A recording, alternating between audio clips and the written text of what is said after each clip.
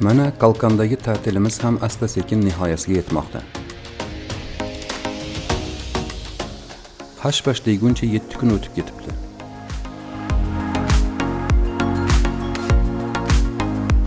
Shu bir haftada 200-300 chaqirimda yo'l yurib, ancha joylarni ko'rib, kezishga ulguribmiz.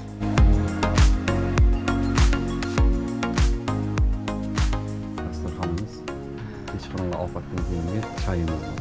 Ba'zi charchagan oqshomlarda ikki oila choy ichgani bir-birimizga o'zaro mehmon bo'lib, taassurotlarimizni bo'lishib, xush suhbatlarda hordiq chiqardik.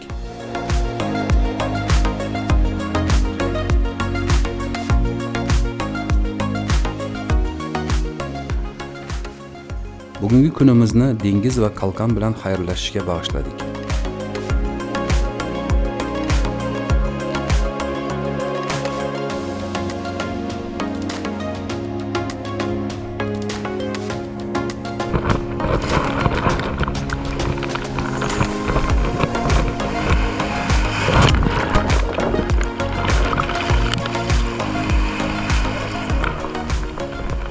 Avval dengizda, keyin hovuzda to'yib cho'mildik.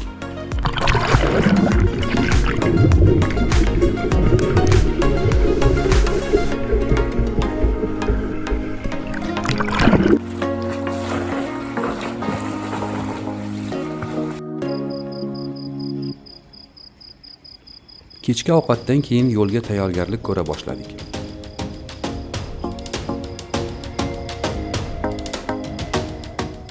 Ertaga vaqtliroq yo'lga chiqish kerak.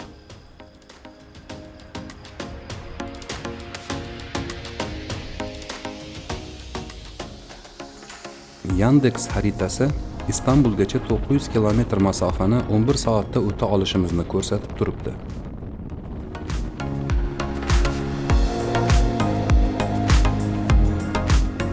Albatta, yo'lda bu ehtiyojlar uchun to'xtashni hisobga olmasak shunday.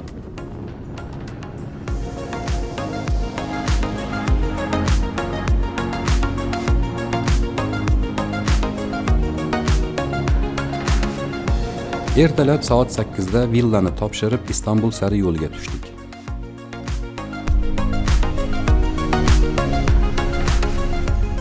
Qishloqlar orasidan o'tadigan eng qisqa yo'ldan yelib ketyapmiz.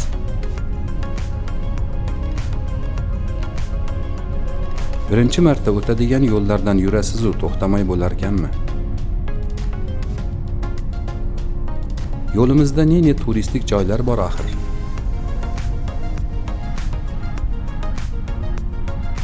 Bu yerlarni tabiati shunchalik ko'rkamki, ko'ngil duch kelgan joyda to'xtab sayr qilishni, chodir qurib piknik qilishni tusab turadi.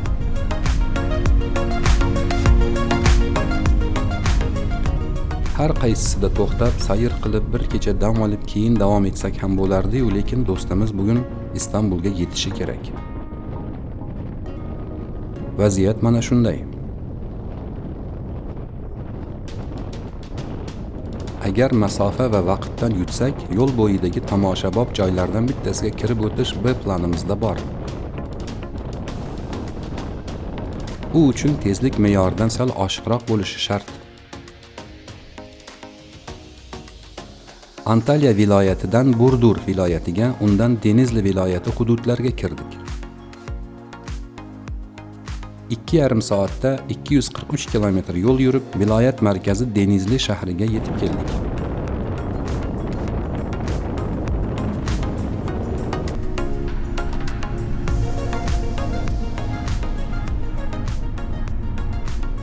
Bu yerga Yandex belgilagan muddatdan 40 daqiqa vaqtliroq yetib kelganimiz boyagi rejamizni amalga oshirish uchun imkon tug'dirgandi.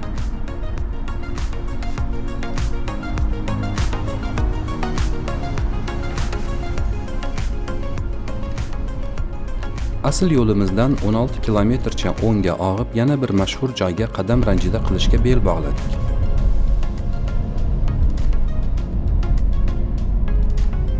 U yer Pamukkale tumani.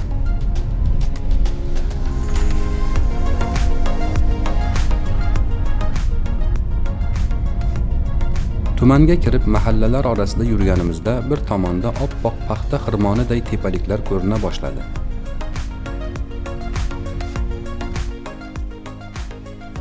shu tomonga yurib katta ko'chaga chiqdik.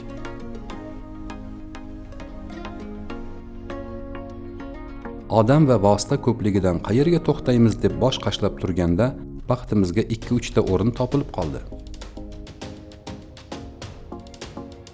Ko'chaning bir tomoni do'kon, restoran, otel va apartamentlarga to'la.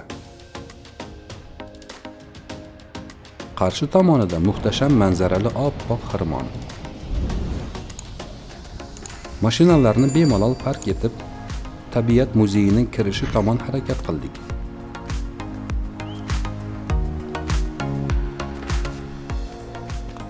Avtoturoqda har xil davlat nomerlarida yuzlab mashinalar qator-qator tizilishgan. Xullas, butun dunyo shu yerda ekan.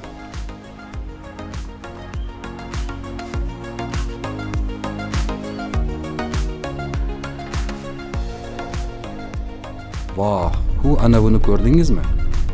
Agar shundan bitta bo'lsa bormi? Naq sayohatning dodasi bo'lardi. Uni avtokaravan deydilar.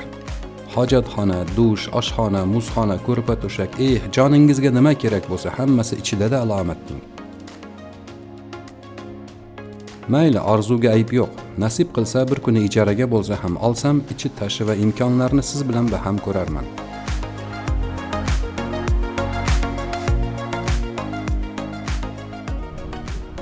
Pamukkale. Oppoq rangi tufayli Pomiq qala, ya'ni paxta qala deb nomlangan issiq suv buloqlaridan hosil bo'lgan tepalik.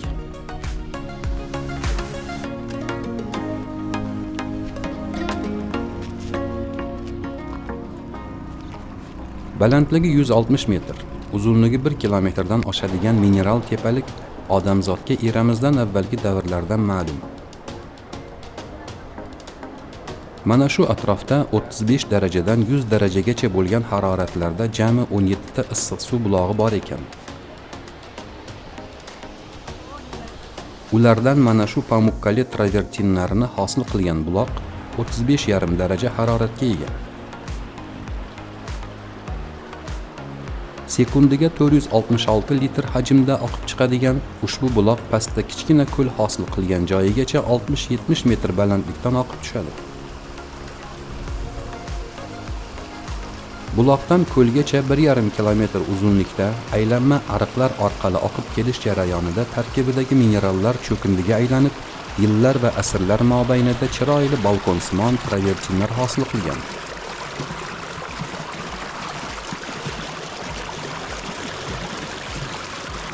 Ko'rinishi oppoq durdan yasalgan tabiiy yoki antiqa vannalar degan taassurot uyg'otadi.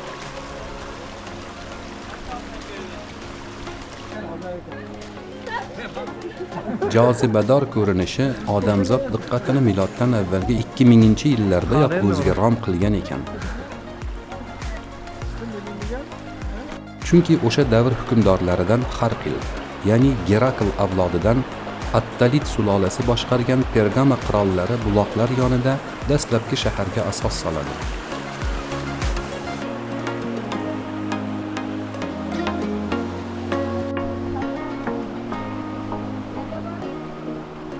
Shahar Hierapolis yoki Hieropol deb atalgan. Ma'nosi muqaddas shahar degani. Muqaddasligi buloq suvlarining ilohiy ta'siri bilan shifobaxshligida deb e'tiqod qilingan. Zamonaviy tibbiyot ham mineral suvlarning yurak kasalliklari, rahit, gipertoniya kabi qator kasalliklarga foydali ekanligini aniqlagan. Shaharda tabiiy gidrotermal buloq va vannalar yonida antik hammomlar ham qurilgan. Muqaddas shahar Hieropol har zamonlarda sodir bo'lgan kuchli zilzilalarda tamoman yiqilib bir necha bor tiklangan.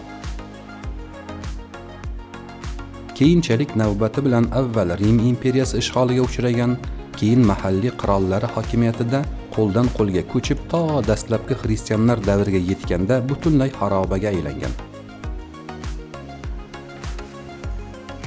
Tarixiy shahar qoldiqlari hanuzgacha saqlanib qolgan. 1988-yili Hieropolis antik shahri bilan Pamukkale mineral buloqlari joylashgan 1077 gektarlik hudud UNESCO ro'yxatiga kiritilgan. Hozir ushbu hudud bitta bilet bilan kirib, ko'rib, aylanib, cho'milib chiqish mumkin bo'lgan turistik joy sanaladi. 300 metrcha yurilib, oppoq tepalikka qadam qo'yish oldidan oyoq kiyimlar yechilar ekan. Poyafzallarni qo'lga olib, baloqlarni qayirib yurib ketdik. Sirpanchiq emas, yoqimli mayda g'adir-buduri bor yuza. Lekin boshdan oyoq hamma joyiga borgani imkon yo'q. Tabiiy travertinlar shakllanishga xalaqit bermasligi uchun ba'zi qismlari turistlarga yopiq.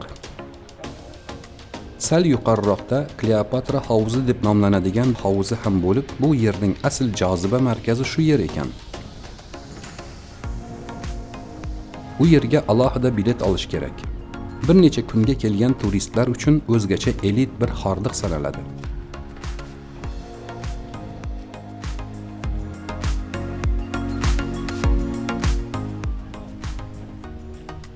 Odam gavjum, kimnidir suvi qiziqtirsa, kimlar manzarasiga mahliyo.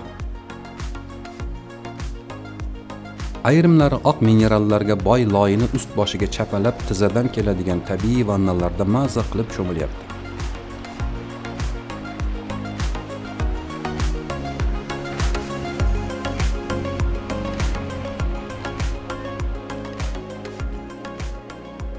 Biz esa fursat g'animat deb suvini kechib, loyini tepkilab, eng chiroyli rakurslarda suratga tushish bilan avoramiz.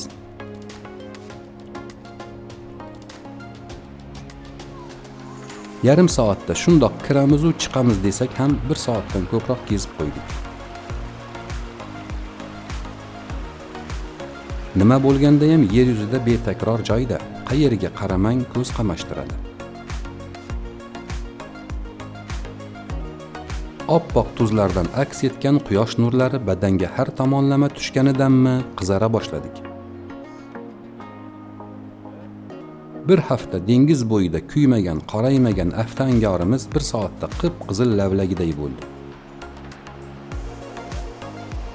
Baribir ketgimiz yo'q, lekin manzil hali yiroq.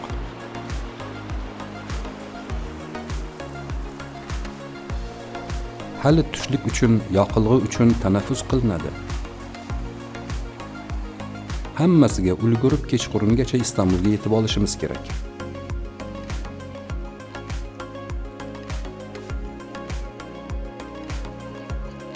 Bu yerda oppoq mineral terrasalardan boshqa hali ko'rishga arziydigan ancha tarixiy joy ham bor.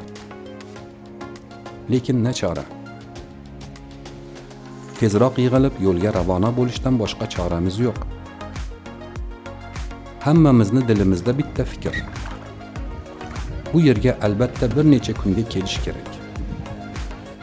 Bu galgisi shunchaki degustatsiya, ya'ni ta'mini ko'rish bo'ldi xolos.